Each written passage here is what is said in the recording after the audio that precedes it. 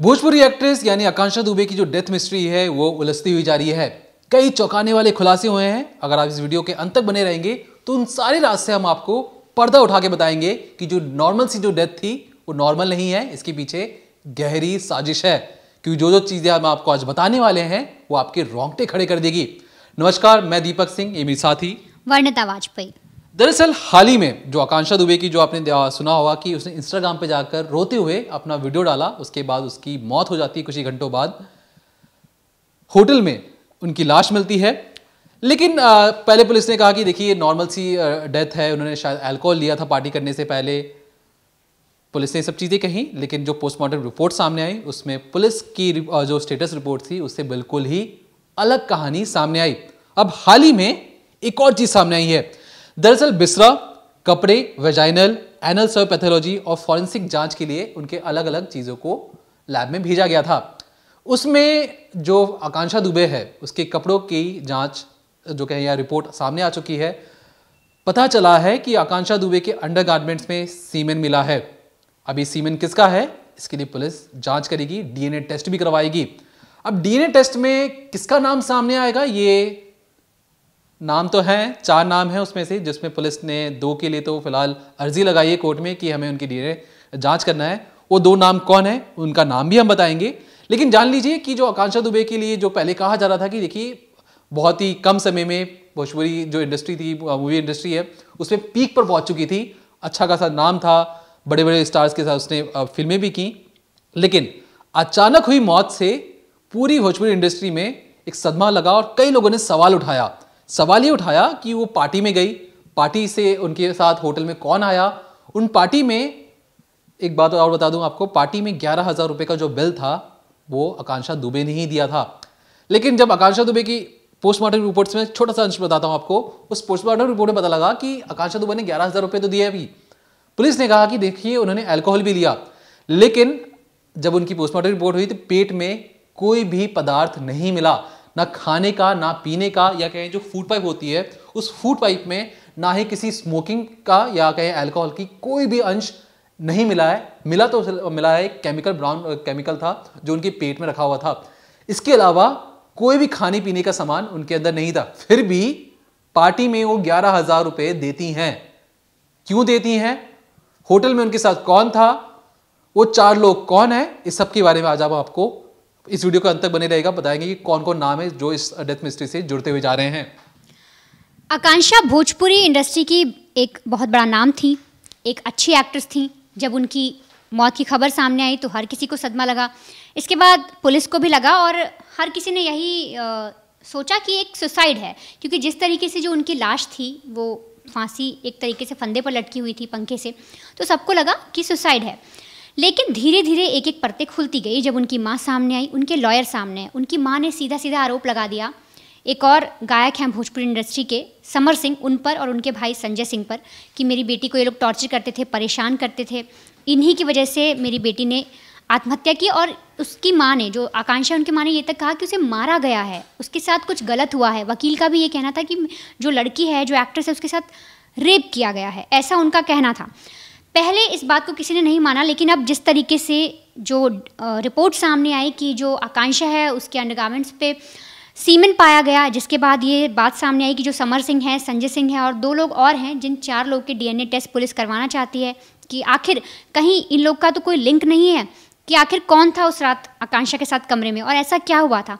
तो मैं अगर आपको बताऊँ तो 26 मार्च का दिन था। 25 मार्च को आकांक्षा एक पार्टी करती है, अरुण सिंह नाम के एक शख्स हैं, वो पार्टी देते हैं, तो आकांक्षा उसमें शामिल होने के लिए जाती है। इसके बाकायदा सीसीटीवी फुटेज भी सामने आया है। आप इस तस्वीर में देख सकते हैं किस तरीके से आकांक्षा नाच रही है, झूम झूम के डांस कर रही है। यहाँ से पता लग रहा है कि वो बहुत खुश है, स्टेबल है, ठीक है। इसके बाद वो पार्टी वार्टी ख़त्म होती है, फिर घर जाती है। अब यहाँ पर आप ये ध्यान रखिए कि घर जाते वक्त संदीप नाम का एक शख्स है जो कॉमन फ्रेंड है अरुण और आकांक्षा का, वो उसे बुलाती है और उसके साथ होटल जाती है। अब एक और सीसीटीवी तस्वीर आप यहाँ देखिए। अभी जो स्क्रीन पर आप फुटेज देख रहे हैं, इसमें आप देख सकते हैं कि स्टेयर्स पर आकांक्षा आगे आगे चल रही है और एक शख्स पीछे उनके चल रहा है, उनका बैग पकड़कर। ये संदीप है जो होटल में उनके साथ आता है। लेकिन यहाँ पर आपको एक बात मैं बताऊँ तो 17 मिनट तक जो संदीप है वो होटल के कमरे में ही रहता है। आकांक्षा ने कमरा नंबर वाराणसी में सोमनाथ में 501 बुक किया था। उसी में जो संदीप है वो उसी कमरे में रहता है 17 मिनट तक, और उसके बाद वो वहाँ से बाहर जाता है। अब पुलिस को ये भी शक हो रहा है कि जो अगर वो 17 मिनट तक था तो कहीं कुछ अंदर हुआ तो नहीं, ये भी पुलिस को अब एक शक है। हालांकि पहले ये सारी चीज़ें पुलिस नहीं मान रही थी, लेकिन जब उनकी माँ, उनके वकील सामने आए तब इस एंगल से जांच की गई। इसके बाद एक और चीज़ आप देखिए कि जब आकांक्षा कमरे के अंदर रहती है तो बहुत नॉर्मल रहती है, अपनी रील्स वगैरह देखती है, वीडियोज़ वगैरह पोस्ट करती है, लेकिन एक स्टोरी और लगाती है जिसमें वो बहुत रो रही है। उसमें वो ये एक तरीके से कह रही है कि समर सिंह और अगर मुझे कुछ हो जाता है मैं अब जीना नहीं चाहती, इस तरीके की बातें कहती हैं।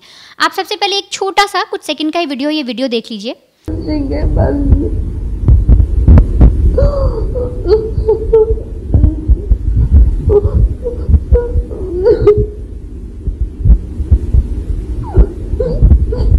तो अब जो आपने वीडियो सुना, जिस तरीके से जो आकांक्षा है वो कह रही है कि समर सिंह की वजह से मेरी लाइफ बर्बाद हुई, इस तरीके के उसने आरोप लगाए।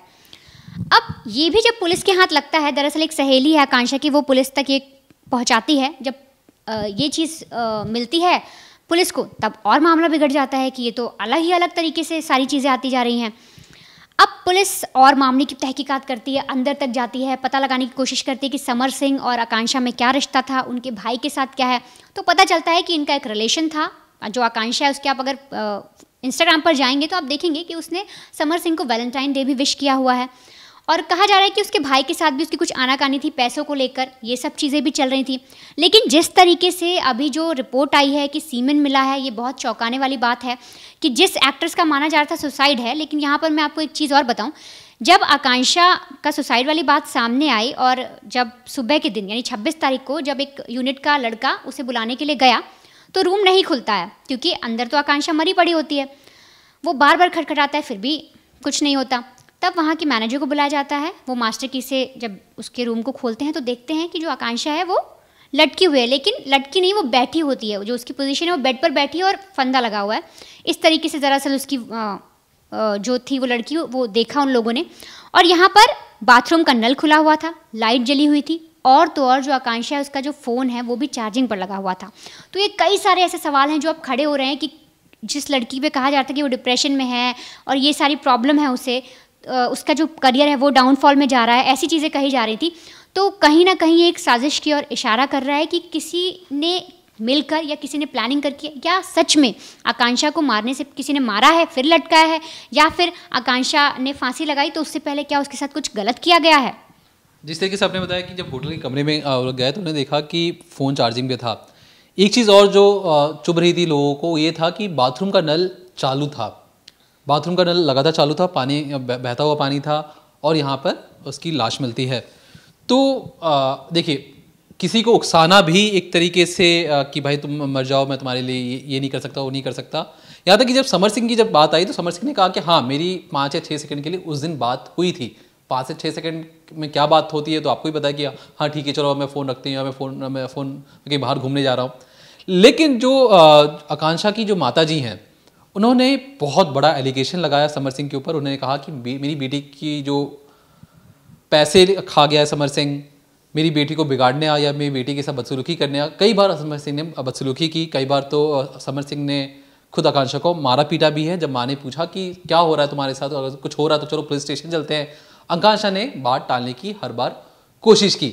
उसने ये दिखाने की कोशिश की कि देखिए, जो आकांक्षा और जो समर सिंह की जो बीच बातचीत है, ये उनकी खुद आपस की बातचीत है, और ये इसमें किसी और की दखलंदाजी बर्दाश्त नहीं करेगी।